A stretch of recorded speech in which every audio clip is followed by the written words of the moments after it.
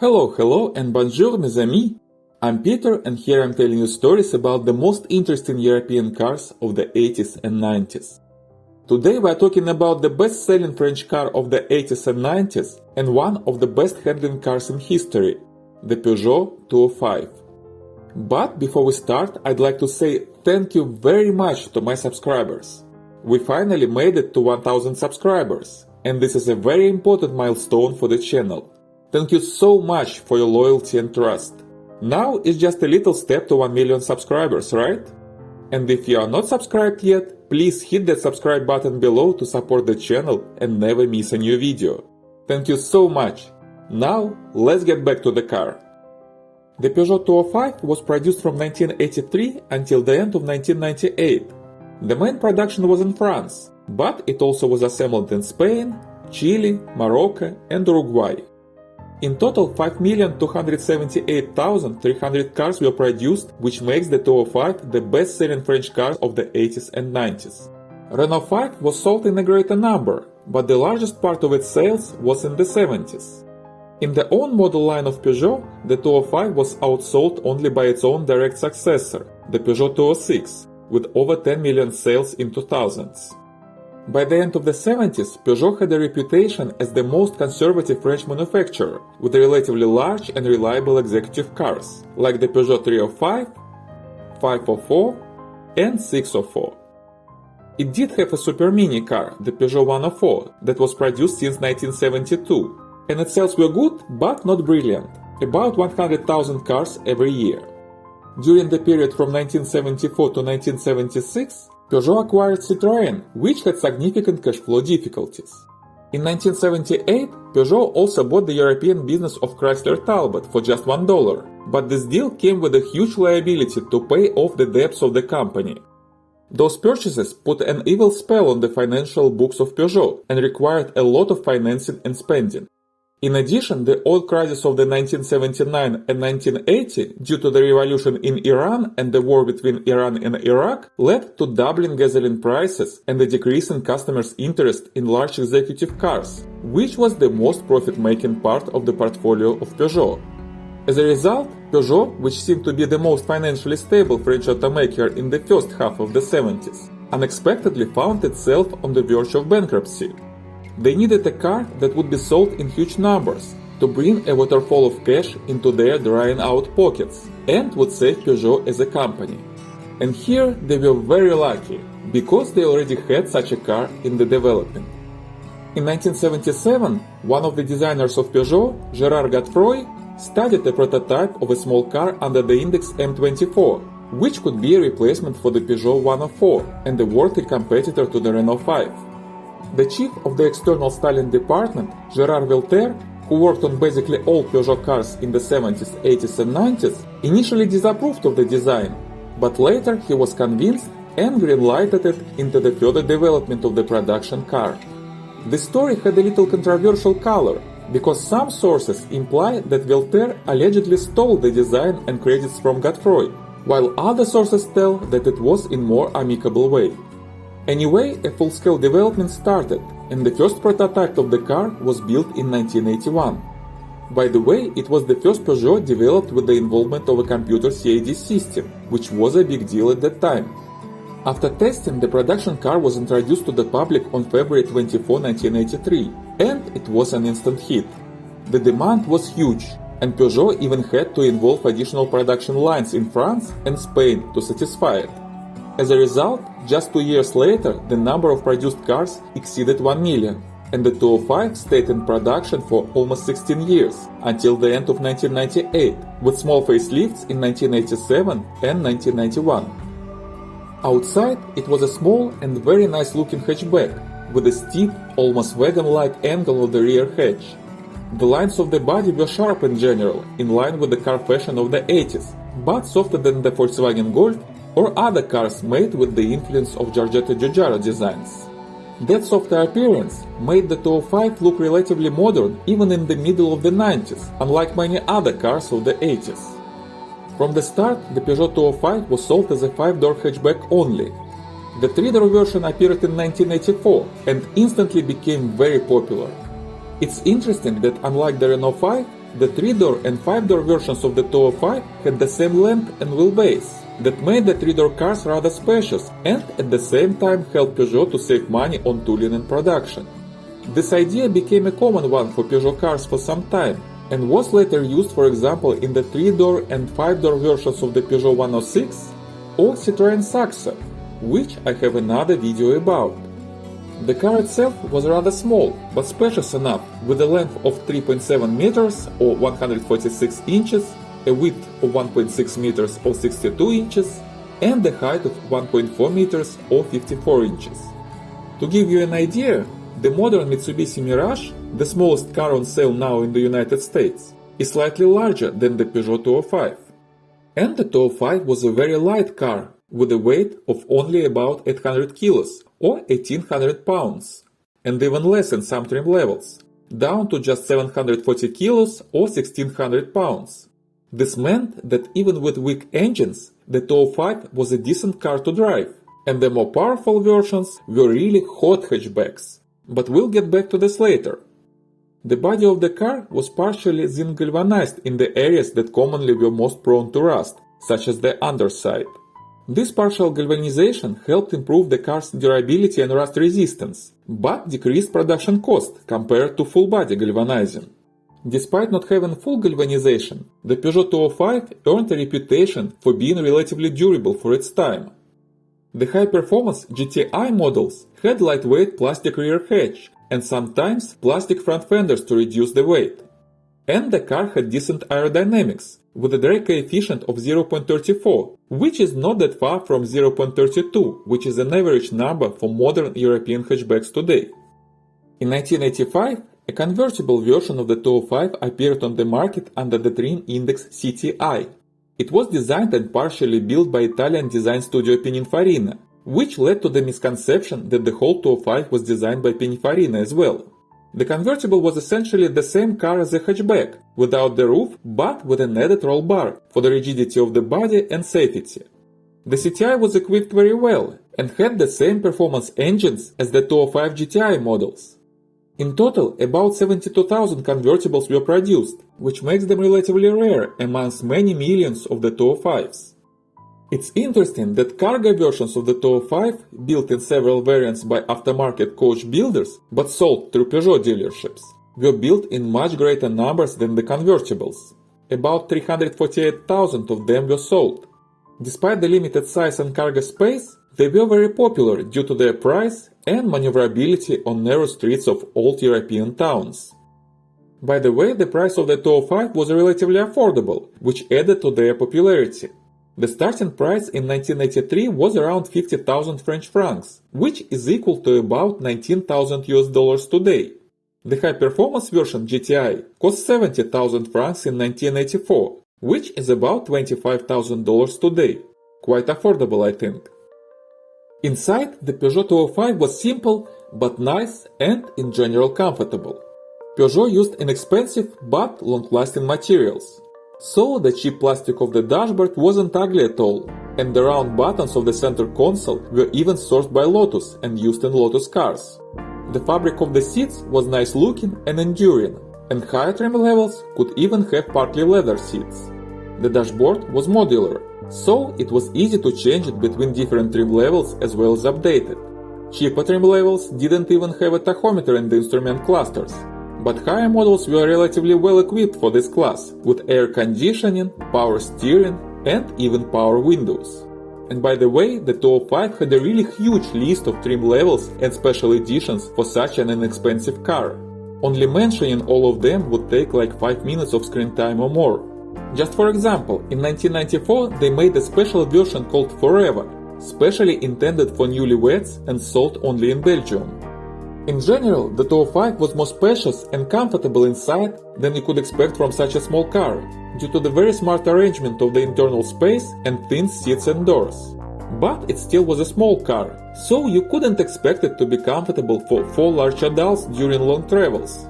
But for short trips, or for 2 adults and 2 kids, it was totally okay. Some larger or taller drivers complained about the driving position, and you couldn't do much with it due to the size of the car and lack of seat and steering wheel adjustments. The adjustable steering column was available only in later years on high trim levels. The pedals also were controversial due to their small size and slightly unusual positioning. But some drivers liked that because the location of the pedals made it easier to play with gas and brakes in corners in a rally racing style. At the same time, the 205 had a very spacious trunk space, especially with folded rear seats. Peugeot engineers designed the rear suspension in a very compact way to decrease its impact on the trunk space. So, the 205 had a simple but reliable and good handling torsion bar suspension with trailing arms in the rear, and McPherson struts in the front. The steering was very sharp and précised, and many car experts consider the steering of the 205 the best for small hatchbacks ever made, and one of the best in the whole automotive history. A large part of produced cars didn't have power steering, but it was an option available for higher trim levels and performance variants. The power steering was good and informative, but you probably didn't really need it in a car of that size. Another option, and not a very common one, was the ABS. The safety features in the 205 were simply put very basic. It did have a reinforced body structure, but nothing more. The ABS and seatbelt pretensioners were optional, but airbags were never an option, even in the second part of the 90s. So it was a very pure and genuine car, in which you probably wouldn't want to make driving mistakes. The interior of the 205 was seriously updated in 1987 with a new dashboard and new seats. But actually Peugeot introduced some small updates and changes to the car every year, particularly related to trim level variations and engines. And speaking of the engines, the Peugeot 205 had over 15 different variations of them during the time of its production, both gasoline and diesel, all of them in line for cylinder ones. The engine bay from the very beginning was specifically designed with the idea of possible accommodation of larger engines in the future, so it was relatively easy to do. From the start, the 205 used various versions of the very popular PSA Renault X gasoline engine, widely used in Peugeot, Citroën, Talbot and Renault cars in the 70s and 80s, including the predecessor of the 205, the Peugeot 104. Later, in 1987, Peugeot switched to new TU engines for gasoline cars. They also used a Simca engine, known as Simca Poissy engine, especially for cargo versions of the 205. I don't want to describe all engines to avoid being boring. Let's just mention the weakest and strongest ones. The smallest engine was a 1-liter carbureted X engine with only 45 horsepower, a top speed of 140 km or 87 miles per hour, and 0 to 60 miles per hour in 18.5 seconds. It was slow, but not that bad considering the weight of the car. There also was a range of several 1.1, 1.2, and 1.4-liter engines with 50 to 75 horsepower, a top speed of around 150 km or 95 miles per hour, and 0 to 60 in 13 to 18 seconds. There also were several diesel engines. From the start, it was a 1.7-liter naturally aspirated engine with 60 horsepower, a top speed of 155 km or 96 miles per hour, and 0 to 60 in 17.5 seconds. Later, in 1987, that engine was updated to 1.8 liters, with a slight increase in power and dynamics.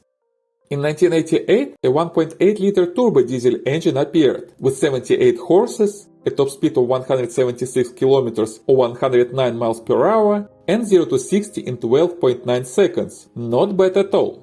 And this created an interesting situation when diesel versions of the 205 had the same performance and basically the same cost as gasoline cars, but they were cheaper to own because of lower fuel consumption, higher reliability, and lower fuel prices. Those were sweet days when diesel was cheaper than gasoline. So many customers reasonably chose diesel 205s over gasoline ones. And this created a fashion for small diesel cars in Europe, particularly in France. Before the 205, diesel passenger cars were rare animals on European roads, and Daimler-Benz, for example, sold diesel versions of their cars in America only, like it was with the Mercedes-Benz 126, which I have another video about. But after the appearance of the 205 and until recently, a huge part of passenger cars in Europe were sold with diesel engines.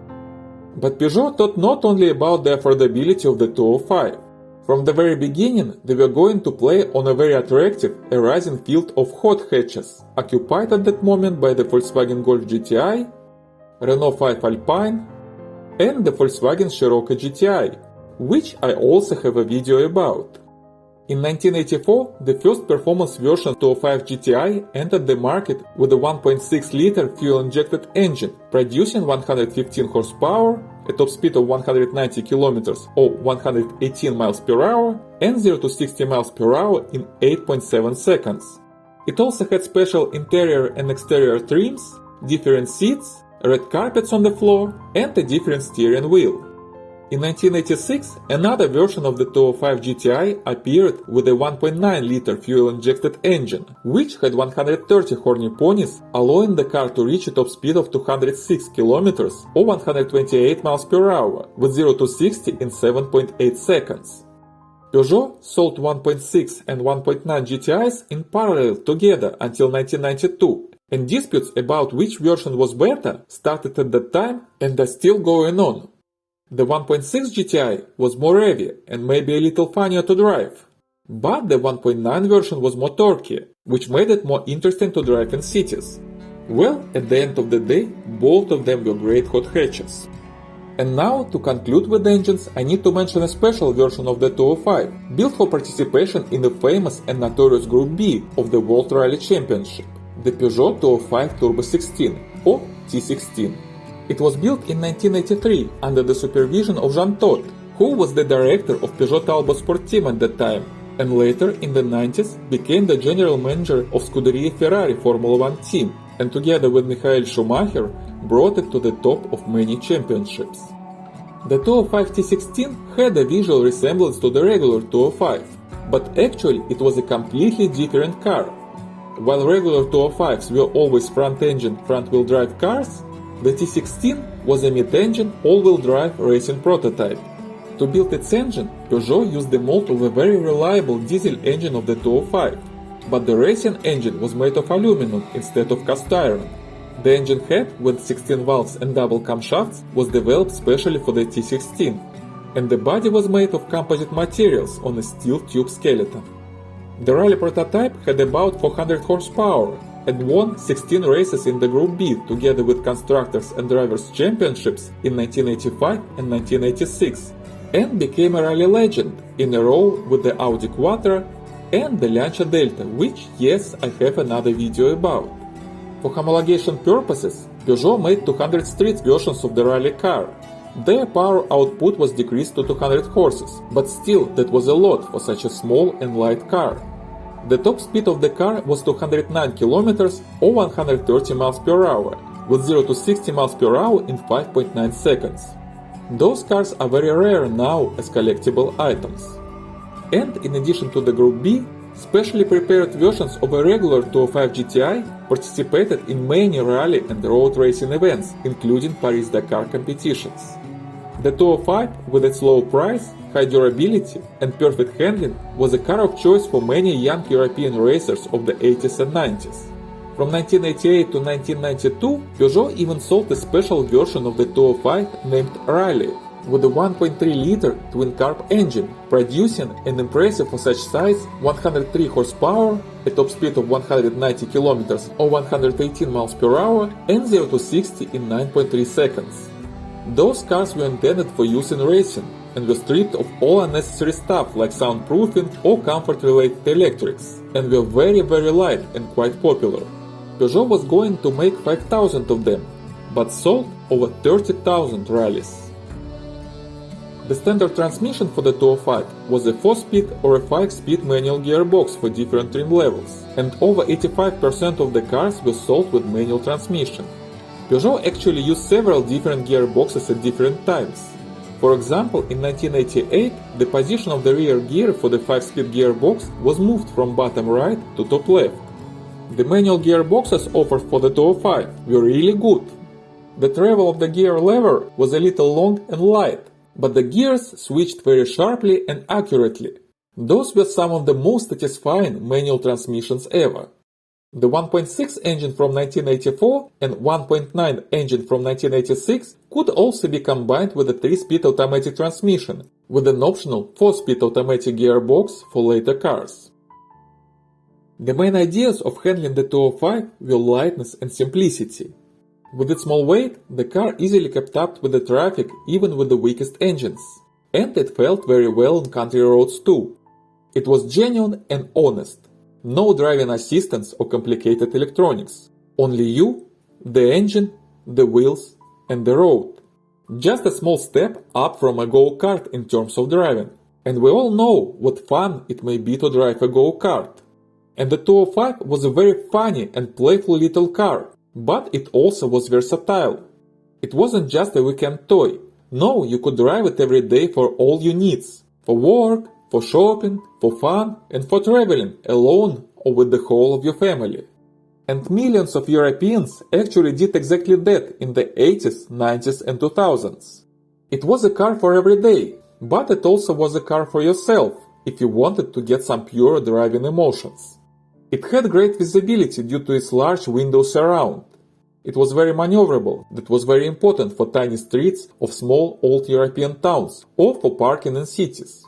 It wasn't luxurious, but it was very smooth and, in most cases, really comfortable. And it was affordable, so young people could buy it as a first or second car in their life. The 205 was a car that raised the whole generation of French drivers in the 80s. The GTI versions were particularly balanced and interesting cars. They were one of the first hot hatches, and they were one of the best handling hot hatches in history. Maybe even the best, but this is a very discussable topic. Both 1.6 and 1.9 GTIs were fast enough for their time. Not as fast as our modern cars of that class, but modern hot hatches are larger and almost twice heavier. This weight makes a great difference on a curvy road at active driving. You cannot deny the laws of physics and momentum. Our modern cars do a great job of controlling this weight with a lot of computers. But it is a completely different story against driving a light and simple car at the same speed without any assistance. The 205 had a very sharp and precise steering, better than the Volkswagen Golf GTI, which was a kind of a gold standard for great steering. The steering of the 205, with its accuracy, reaction and predictability, was one of the best in history for all road cars. One problem with all this was that the 205, especially the GTI, provoked drivers to go fast, faster than it was safe. When we spoke about the Mercedes-Benz 140 in my previous video, I told you that the 140 was a very fast and capable car that didn't want you to use its capabilities and go fast. Well, the Peugeot 205 was completely opposite. It was an enticing fire that whispered into drivers' ears, "Let's play, let's have fun, let's go faster."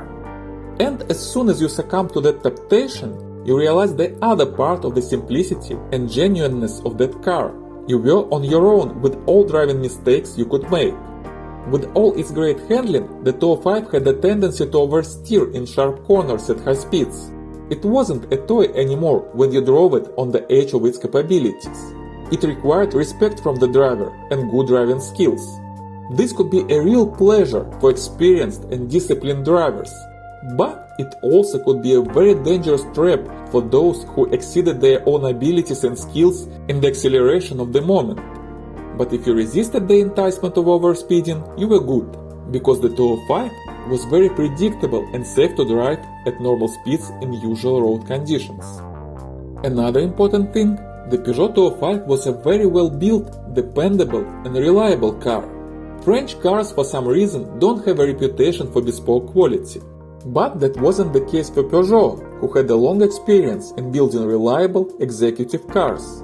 So the 205s were good, durable and long-lasting cars, and many of them are still on the roads.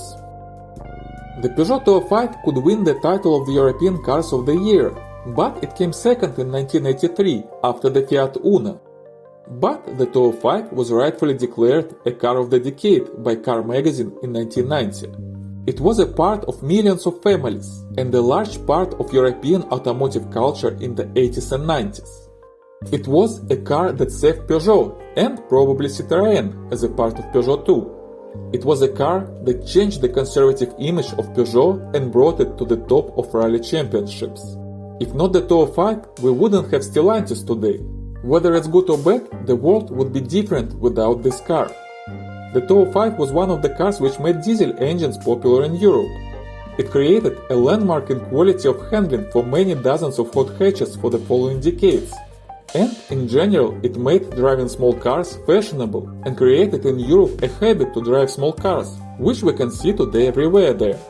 This car was very interesting and significant. And after all, it was a funny and pretty cute little car. Peugeot was very close to bringing the 205 in the American market, but that never happened.